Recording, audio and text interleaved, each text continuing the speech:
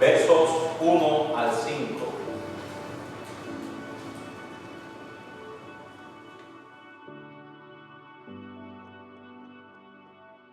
Y este era hombre perfecto y recto, temeroso de Dios y apartado del mal, y le nacieron 7 hijos y 3 hijas.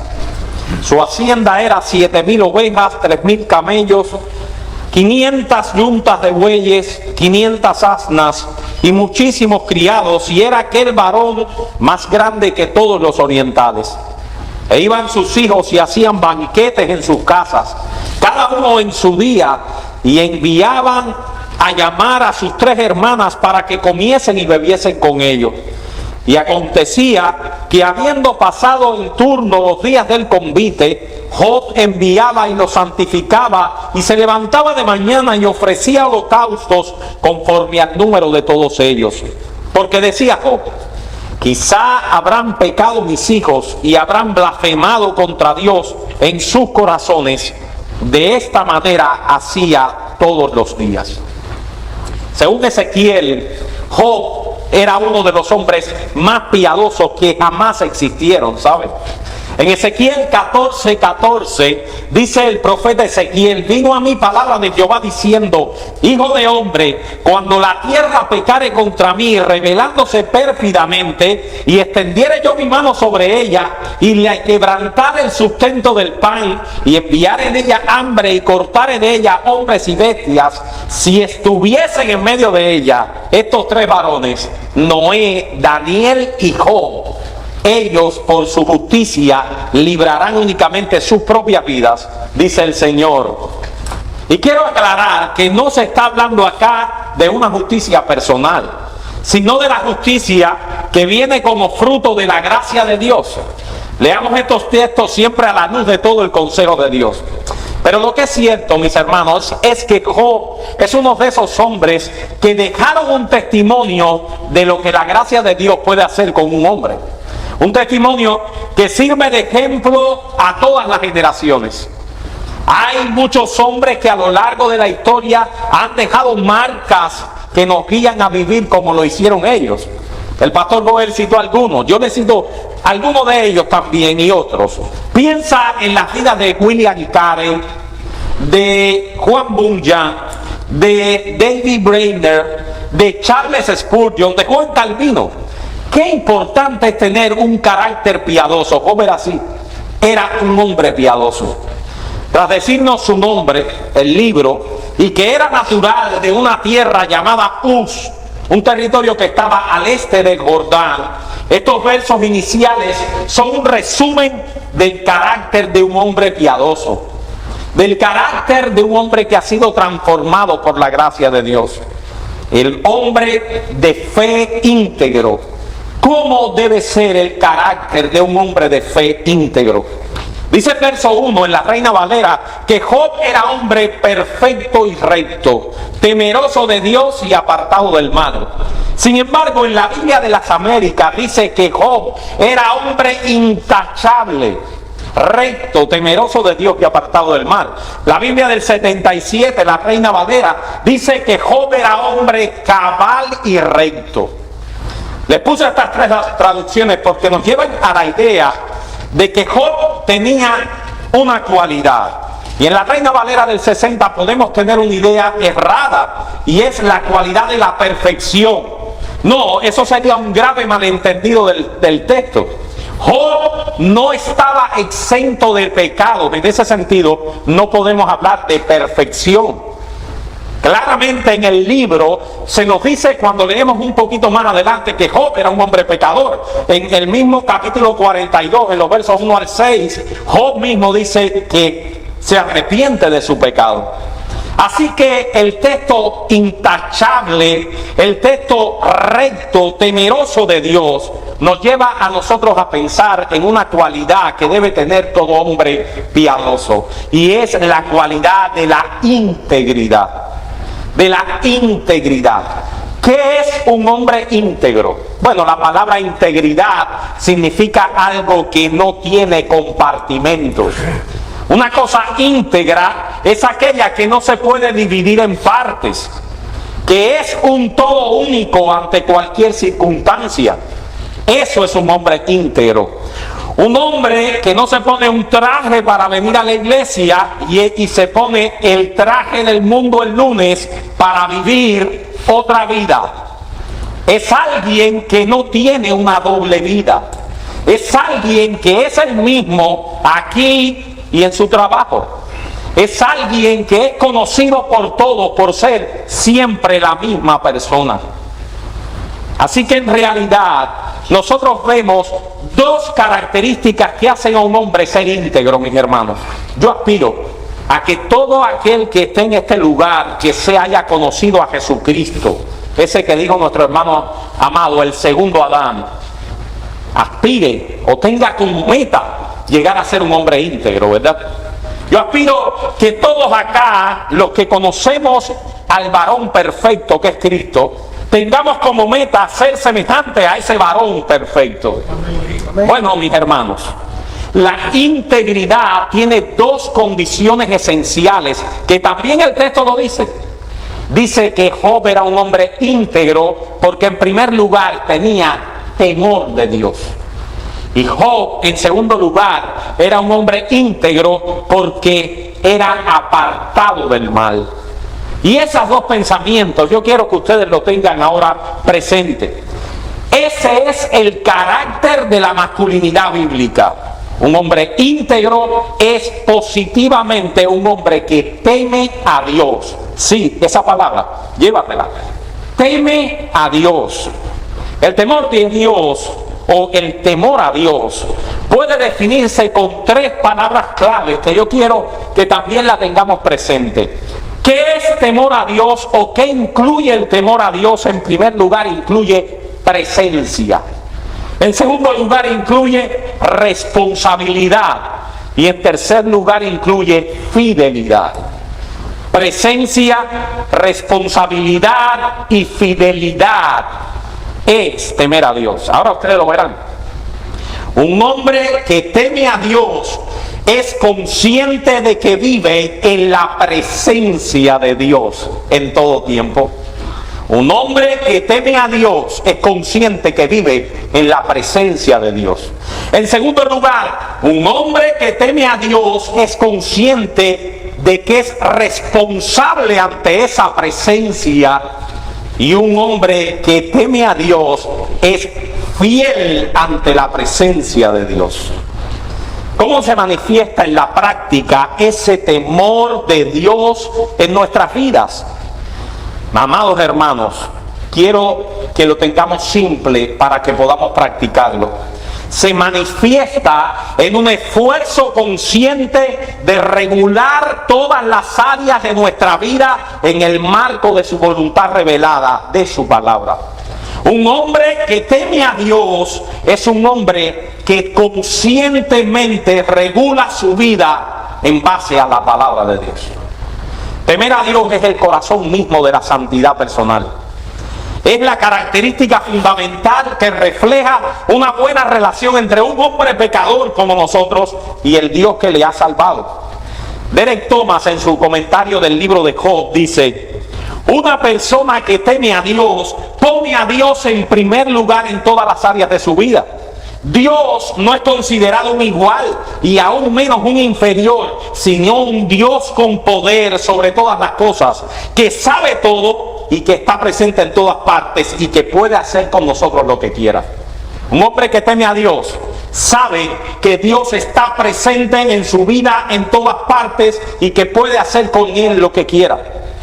En Proverbios 9:10 dice que el temor de Jehová es el principio de la sabiduría. La sabiduría es aquel hombre cuyas decisiones están basadas en el conocimiento de Dios en su palabra, por lo tanto actúa con sensatez.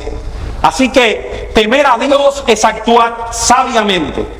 El hombre que teme a Dios vive la Biblia, la palabra de Dios afecta todas las áreas de su vida.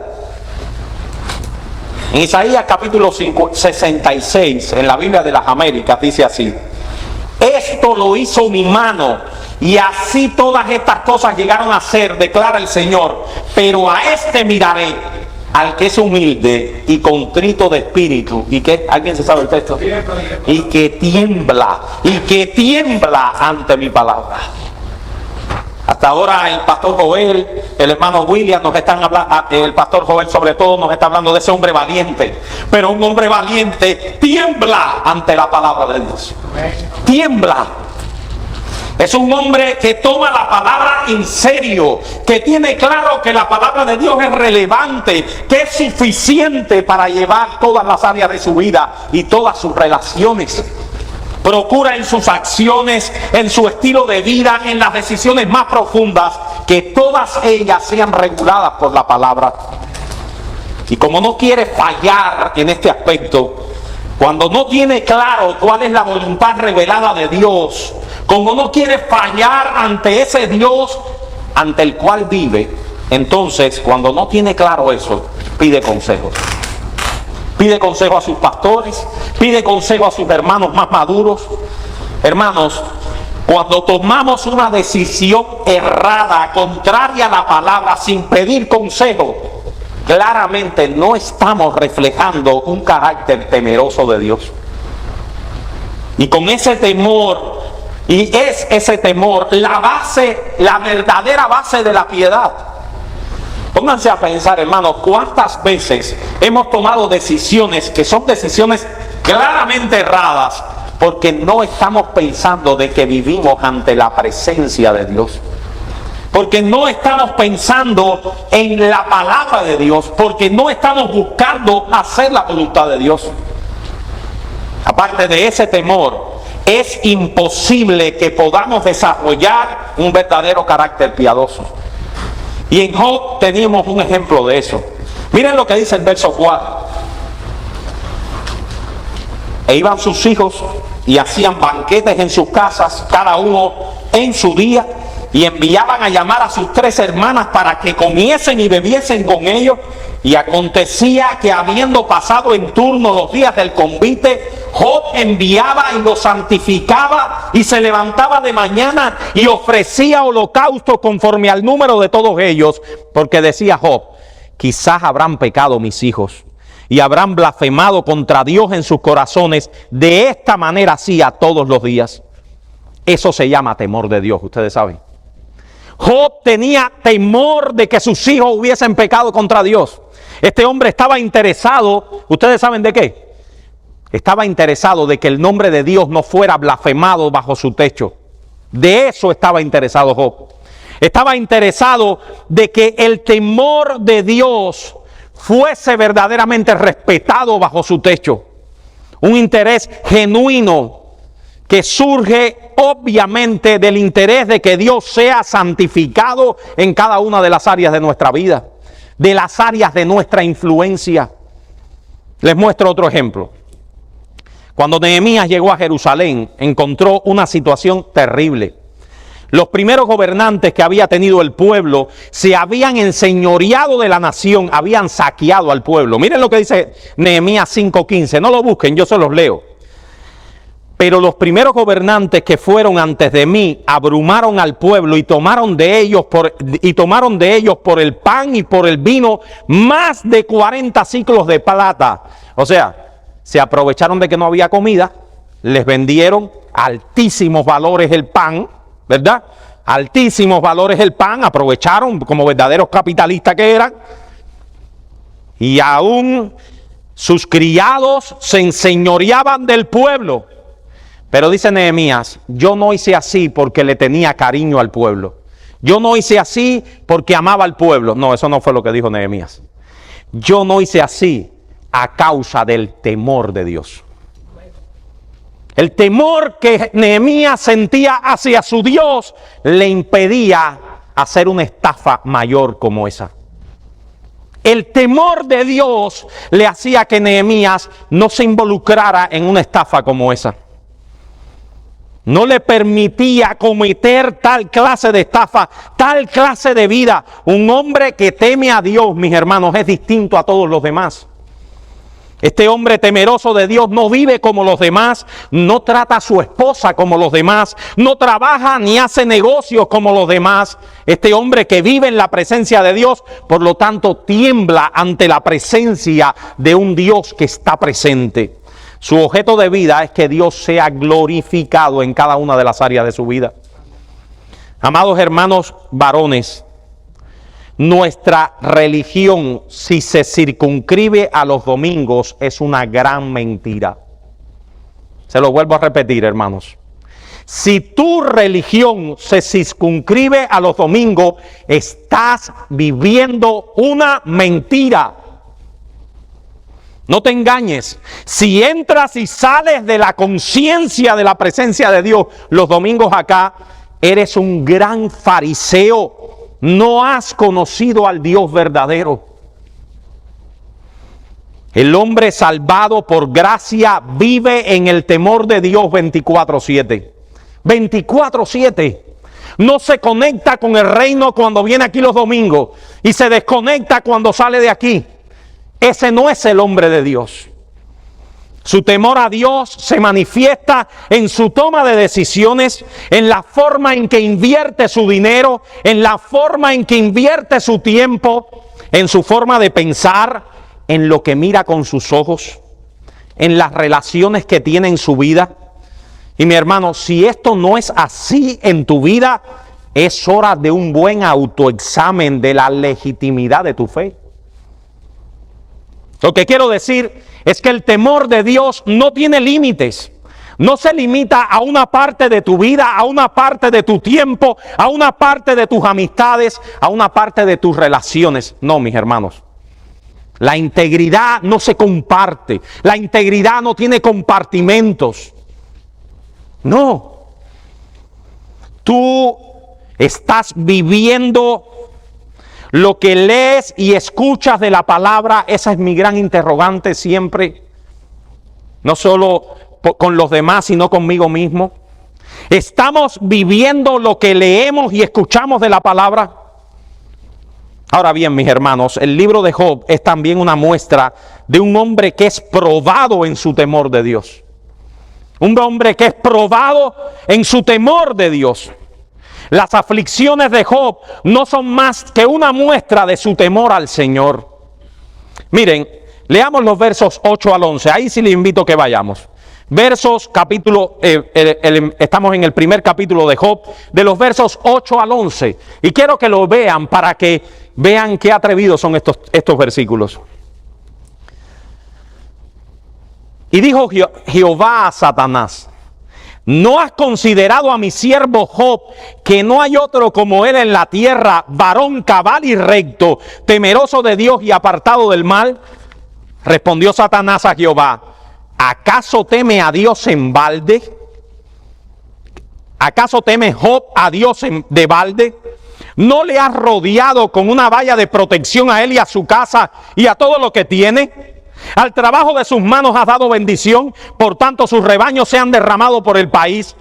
Pero extiende ahora tu mano y toca todo lo que tienes y verás si no blasfemia contra ti en tu misma presencia. Miren, mis hermanos, el esquema de Satanás es un esquema inteligente. Es el enemigo, pero es inteligente. Satanás le está diciendo a Dios este principio: es muy fácil temer a Dios con abundancia de todo. Es muy fácil temer a Dios y decir gloria a Dios, gracias a Dios, qué bien me va cuando todo está bien. Es muy fácil. Satanás le está diciendo a Jehová: sí, Job es un hombre recto, él es cabal, pero es cabal porque no le falta nada. Él tiene de todo. Él es rico, él tiene una familia íntegra, a él no se le ha muerto ni un hijo, él tiene su esposa que lo quiere supuestamente, él tiene dinero, él va de vacaciones, todo está bien en su vida. Y en el momento de que todo está bien, es muy fácil, le dice Satanás a Jehová, es muy fácil, Jehová, obedecerte cuando todo va bien. Es muy fácil. Dice Derek Thomas más adelante, comentando este texto: al ojo con ictericia todo le parece amarillo. Y para Satanás, todo acto de fidelidad ha de tener una explicación siniestra, egoísta. Quitándole a Job su prosperidad, entonces Satanás supone se irá todo su temor. Satanás es el padre de la mentira. Satanás sabe y él lo ha comprobado que quitándole todo a Job, probablemente él ya no tema más a Jehová. Mis hermanos, desafortunadamente Satanás dice eso por experiencia. Ha visto a muchos de nosotros flaquear a la hora de la prueba. Hay muchos que profesan fidelidad al Señor mientras no son tocados en la prueba. Muchos. Su fidelidad dura hasta que se acaba la tranquilidad. ¿Y ustedes saben qué? Nosotros muchas veces, como pastores de la iglesia, también vemos eso, ¿saben? Que a muchos se les acaba la batería cuando vienen las dudas, cuando vienen los problemas, cuando vienen las tribulaciones. A muchos se les acaba la batería. Tenemos que examinar nuestro temor, nuestra fidelidad, porque si no está basada en el mismo Dios, en quien Él es, en su palabra, no en lo que nos puede dar, sino en sí mismo, entonces no es verdadera fidelidad. Si tú eres fiel a Dios y estás aquí porque todo te va bien, porque las cosas están tranquilas, entonces tú estás buscando lo que Dios te puede dar, pero no al mismo Dios. Y ahí hay un problema. Los creyentes fieles, cuando llega la prueba, son purificados y su temor y fidelidad aumenta, no disminuye. ¿Saben eso? Los creyentes fieles, cuando viene el momento de la prueba, aumentan su temor. No disminuyen su temor a Dios. Dice Pedro en 1 de Pedro 1, 6 al 9, en lo cual vosotros os alegráis, aunque ahora por un poco de tiempo, si es necesario, tengáis que ser afligidos en diversas pruebas, para que sometida a prueba vuestra fe, mucho más preciosa que el oro, el cual aunque perecedero se prueba con fuego, se hallada en alabanza, gloria y honra, cuando sea manifestado Jesucristo, a quien amáis sin haberle visto, en quien creyendo, aunque ahora no lo veáis, os alegráis con gozo inefable y glorioso, obteniendo el fin de vuestra fe, que es la salvación de vuestras almas. Amén. La fe de los creyentes es como el oro. Es como el oro.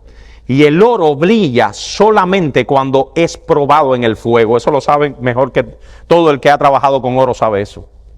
El oro, cuando está en su estado crudo, no es brillante. Está lleno de impurezas, está lleno de... es feo, es un metal que puede ser perfectamente cambiado por otro, puede ser perfectamente pasado por alto. El oro se prueba con fuego. Dice Pedro, vuestra fe, si es verdadera, es oro que tiene que ser probada con fuego.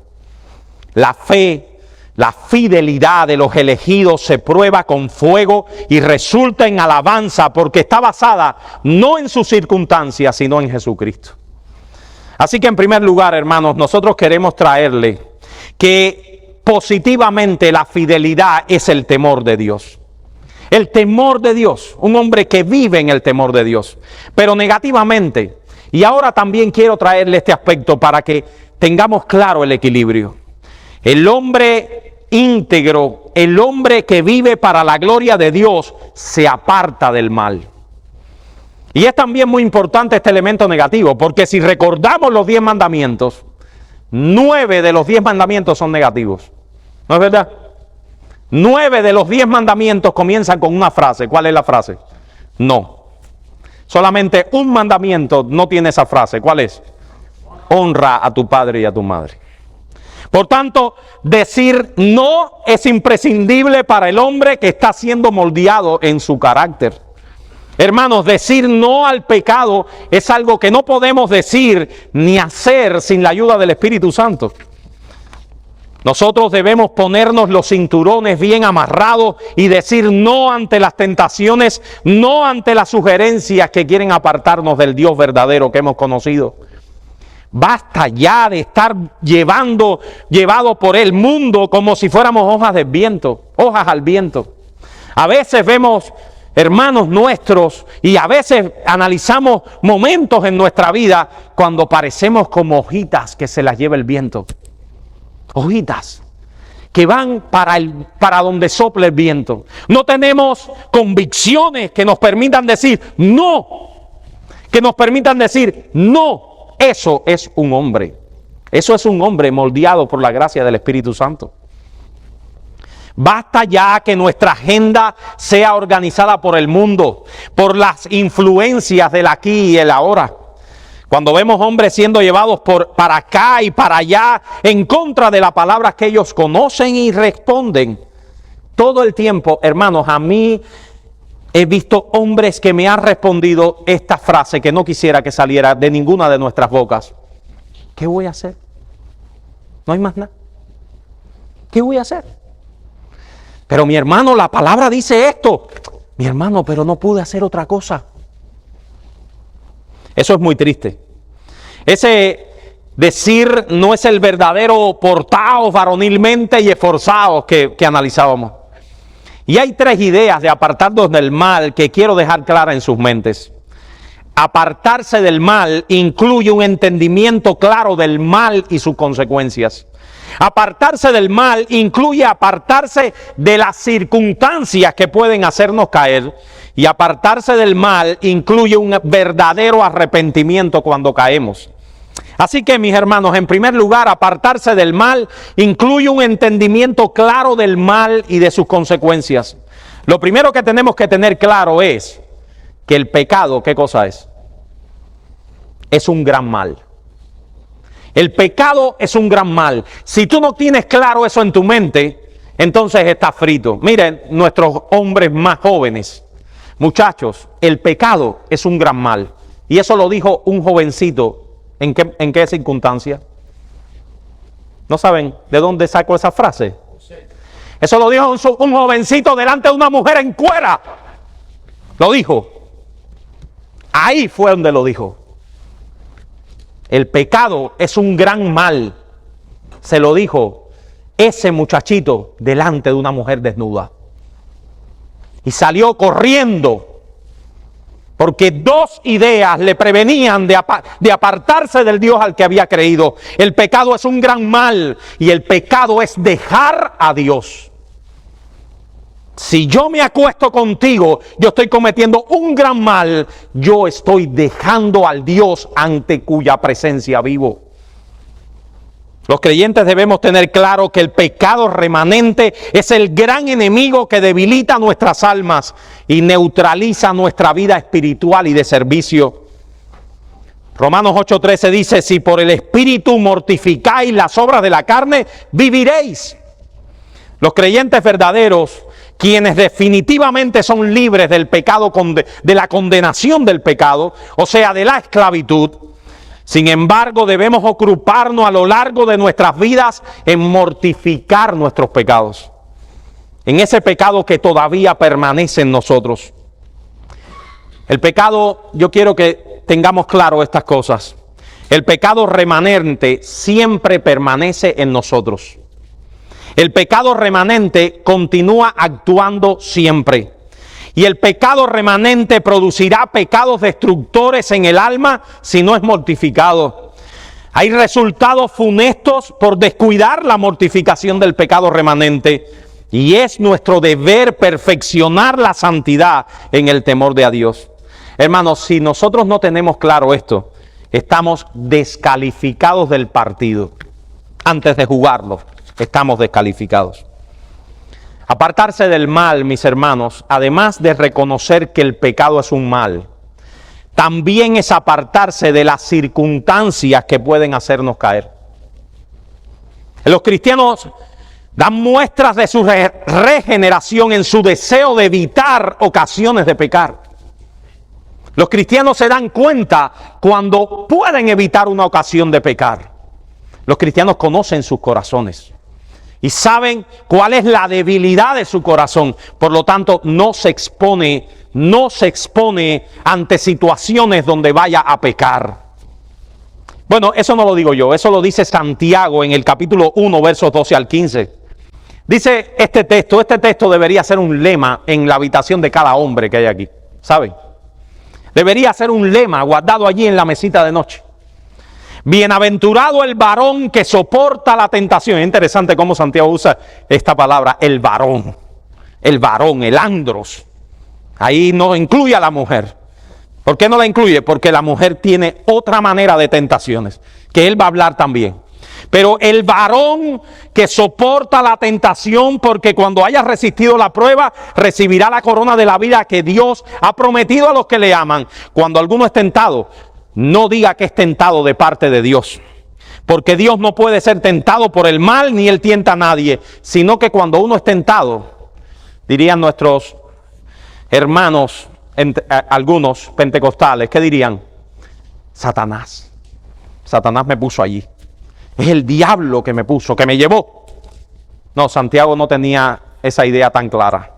Santiago dice, cuando alguno es tentado es cuando de su propia concupiscencia es atraído y seducido. Entonces la concupiscencia, después que ha concebido, da luz al pecado, y el pecado, siendo consumado, da luz a la muerte. Tú sabes por qué es muy engañoso decir todo el tiempo, Satanás me llevó, Satanás no pude, Satanás me puso en ese ambiente. Tú sabes por qué es muy peligroso, porque está sacando la culpa de ti. Y siempre un enemigo externo es mejor, como Fidel en Cuba. Siempre, toda la culpa la tenían los yanquis. Es más fácil. En ese texto, Santiago nos presenta el mecanismo de la caída del pecado. Hermanos, nadie cae en pecado de modo repentino. Grabemos eso. Nadie cae en pecado de modo repentino, de modo abrupto. Hay todo un mecanismo a través del cual caemos en pecado. En primer lugar, hay un declive previo que viene precedido de la caída en el pecado. Hay un historial de declive previo que nadie ve, porque lo que ve es cuando tú caíste. Un descuido prolongado y descuidado de tu vida espiritual. Hermanos amados que han recibido el Evangelio y que tienen la gracia de Dios, si tú estás descuidando tu vida espiritual, no te asustes cuando mañana caigas en un pecado grosero. No te asustes. Eso no fue repentino. Tú estás en el ladero, ahí en el camino hacia eso. Hebreos capítulo 2, versículo 1 nos los dice, no lo digo yo. El autor Hebreos dice, por tanto es necesario que con más diligencia atendamos a las cosas que hemos oído. No sea que ¿qué? No sea que nos deslicemos, dice Hebreos. Es ese barco. Para aquellos que tienen barco, que son afortunados aquí que tienen barco, que tú dejas en el puerto una noche, porque al otro día vas a pescar, pero a ti se te olvidó poner bien las amarras, o eres como yo que no sabe ningún nudo que sea bueno. Se te olvidó, pusiste un nudito, un lacito sencillo, y en la mañana te encuentras el barco en el medio del mar, en el medio del Golfo de México. ¿Qué pasó ahí? ¿El barco de repente vino una ola y se lo llevó? No. Poco a poco, el vaivén de las olas de toda la madrugada, comienza a zafar las amarras. Eso pasa con nuestros pecados. Si tú estás descuidando tu vida espiritual, no te asustes cuando mañana amanezcas en el medio del océano. Dice Santiago, cada uno es tentado cuando de su propia concupiscencia es atraído y seducido. Ese hombre que va descuidando su alma, ese hombre que tiene las amarras bastante flojas, es atraído y seducido. Se da los gusticos de este pecadito, aquel otro. Se expone a lugares, a sitios web, a amistades que generan atracción y seducción. Y así va jugando ese jueguito, ese coqueteo diario con el pecado. Atracción y seducción es el área de los deseos y de las emociones. Viene la concupiscencia, o sea, el deseo, la codicia desordenada hacia eso. Entonces, dice Santiago en tercer lugar, la concupiscencia, que es el deseo después que ha concebido, da luz al pecado. Cuando ya el área de las emociones está rendida ante el pecado, tu conciencia está débil porque no te has preparado. La codicia te carcome y en ese punto hay una licencia para la voluntad que dice, dale, estrállate. Y ahí es cuando se comete el pecado en hecho. Y quiero, mis hermanos, que estén claros que los hombres piadosos maduros también se le presentan tentaciones, ¿saben?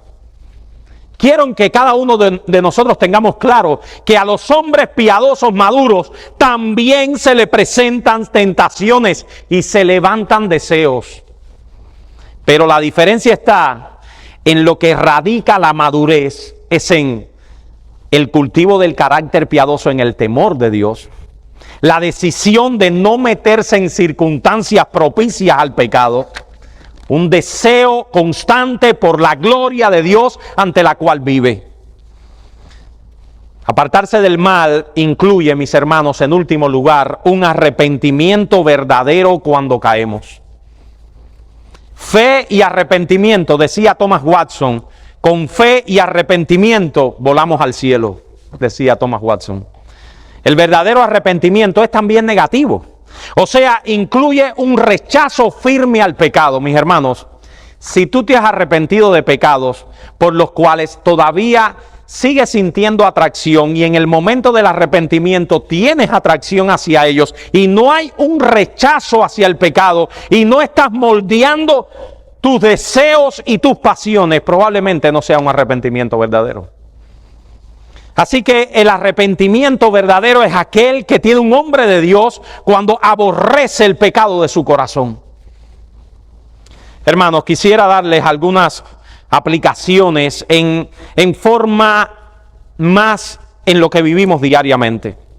El carácter de un hombre maduro incluye dos elementos principales que le hemos dicho.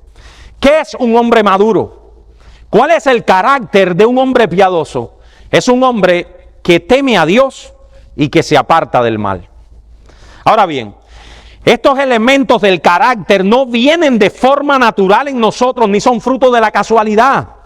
La madurez cristiana es una obra del Espíritu Santo en el creyente que se esfuerza. La salvación es una obra, y vamos a decir palabras raras, es una obra monergista. O sea, es una obra que solo viene por el poder de Dios a través de su poder, a través del Espíritu Santo. Es una obra que solo Dios hace en un hombre muerto. Eso es monergista, eso solo depende de Dios. Sin embargo, mis hermanos amados, la santificación y el progreso en la gracia es una obra sinergista. O sea, nosotros cooperamos con el Espíritu Santo. Mis hermanos, los creyentes trabajan en su santificación. Ustedes saben, es completamente una contradicción de términos un creyente que no está trabajando en su santificación. Porque nosotros hemos sido salvados para ser santos. Así que un creyente que dice, yo creo en Cristo como mi Salvador personal, pero no está trabajando con sus pecados, no está trabajando con su santificación, no está creciendo en los medios de gracia, o sea, en su vida de oración, en la lectura de la palabra, es una contradicción de términos. Perfectamente puedes llegar y decirle o decirte a ti mismo, soy creyente de verdad. Es una buena pregunta, una pregunta lícita. ¿Soy de verdad un creyente? Porque todos los creyentes deben y tienen que esforzarse en su santificación. Hay un llamado al crecimiento en la gracia. El apóstol Pedro dice, creced en la gracia y el conocimiento de nuestro Señor y Salvador Jesucristo. A que no seamos niños fluctuantes, hermanos amados. Discúlpenme la pelea y la fajazón, pero es triste ver hombres que pasan los años y acá los vemos siempre niños, siempre inmaduros, siempre en el mismo punto de su crecimiento. Eso es triste. Pasan los años y siempre es el mismo inmaduro. Siempre, no crece. Están, diríamos en Cuba, enquistados. Un quiste siempre tiene un elemento de cronicidad. No crece, pero siempre petrificado, siempre inmóvil, que cada rato se infesta, pero que se mantiene sin cura. Cada rato. Se infecta, está peor, pero después vuelve a ser el niño de siempre. Son niños en Cristo crónicos, tambaleantes, que por cierto hay que tratarlos con pinzas, pues como son niños, se pueden ofender e irse en cualquier momento. En cualquier momento. Cada rato dan sus perretas, pero así van pasando los años de perreta en perreta. Dice el pastor MacArthur en su libro sobre el crecimiento espiritual que hemos leído acá en la iglesia, millones de personas que se confiesan cristianas se ven afectadas por una atrofia en su desarrollo. Las iglesias están llenas de gente espiritualmente atróficas, sin discernimiento, débiles, crónicos y frágiles. El subdesarrollo espiritual es la norma. Amados varones, Dios nos ha salvado para que crezcamos teniendo como meta un varón perfecto a la medida y la estatura de la plenitud de Cristo. Hasta que todos lleguemos a la unidad de la fe, dice el autor a los Hebreos, y con esto termino, y del crecimiento y del conocimiento del Hijo de Dios, a un varón perfecto a la medida de la estatura de la plenitud de Cristo. Eso está delante de nosotros. Eso no se escribió para ningún pastor, ¿saben? Hay gente que piensa que cuando la gente se hace pastor es que la gente empieza a crecer. Eso no se escribió para ningún predicador. Eso no se escribió, bueno, solamente es la palabra. Eso no se escribió solamente para ningún pastor, solamente para un predicador, solamente para los que ven aquí. No, eso se escribió para todos los creyentes. Para que ya los creyentes no seamos niños fluctuantes, llevados por doquiera de todo viento de doctrina, por estratagema de hombres que para engañar emplean con astucia las artimañas del error, sino que siguiendo la verdad en amor, crezcamos en todo en aquel que es la cabeza, esto es Cristo. El apóstol Pablo está viendo un hombre en su desarrollo natural. Aquel niño que tú lo ves y pasan los años y crece, eso es lo natural, eso es lo normal. Hermanos, no es normal pasarte años en la iglesia y seguir siendo el mismo niño de siempre. Eso no es normal. Miren, en ningún área de la vida. En la vida hay un proceso de desarrollo y en la vida espiritual es lo mismo. Pero para crecer, mis hermanos, para crecer necesitamos esforzarnos, necesitamos luchar, necesitamos batallar, necesitamos sacrificar cosas, necesitamos sacrificar tiempo, relaciones. Un hombre crece y madura cuando crece en el conocimiento de la palabra, cuando crece en la oración, cuando crece en su relación devocional con Dios. Y les pongo un ejemplo material. El pastor Joel nos estaba presentando esta semana acerca de estos estudios que vamos a empezar a dar. ¿Ustedes creen que un hombre de los que hay aquí presente, miembro de nuestra iglesia, o no miembro, visita habitual de nuestra iglesia, que se confiesa creyente, debería decir, esos cursos que se van a dar ahora de la Biblia son para los que quieren predicar, para los que quieren... No, mis hermanos, todos los varones tenemos que tener el deseo legítimo y tremendo por conocer más al Dios que nos hizo. El deseo, todo hombre debe tener un teólogo adentro, uno que quiere conocer de Dios. Y sí, yo no soy el más intelectual del mundo, pero yo quiero conocer de Dios, yo quiero conocer de teología, yo quiero llevar mi vida en base al conocimiento de la palabra. Cuando crece en su vida devocional con Dios, cuando crece en su toma de decisiones conforme a la palabra, cuando busca buenos consejos, cuando llega un momento y le dice en su casa, como nos decía el hermano William, que él debe tomar las decisiones en su casa, pero a veces no sabemos qué decisión tomar. Ese hombre llega a su mujer y le dice, amor, no estoy claro en la decisión que voy a tomar. Déjame tirar este timbrazo a Joel a ver qué él cree. Wow, esa esposa dice, está creciendo el hombre. Está creciendo el hombre. El hombre está aprendiendo. Está aprendiendo. No quiere fallar a su Dios. No quiere fallarle. Cuando crece en su toma de decisiones, busca buenos consejeros. Por tanto, un hombre que crece es aquel que no descuida sus devocionales. Es aquel que no descuida su vida de oración. Es aquel que no descuida la vida de su familia, pues él sabe que es el líder espiritual de su hogar. Hermanos amados, Dios nos ayude a ser hombres así de verdad. Dios nos ayude en su infinita gracia a desarrollar un carácter temeroso de Dios y apartado del mal. Vamos a orar y con esto terminamos.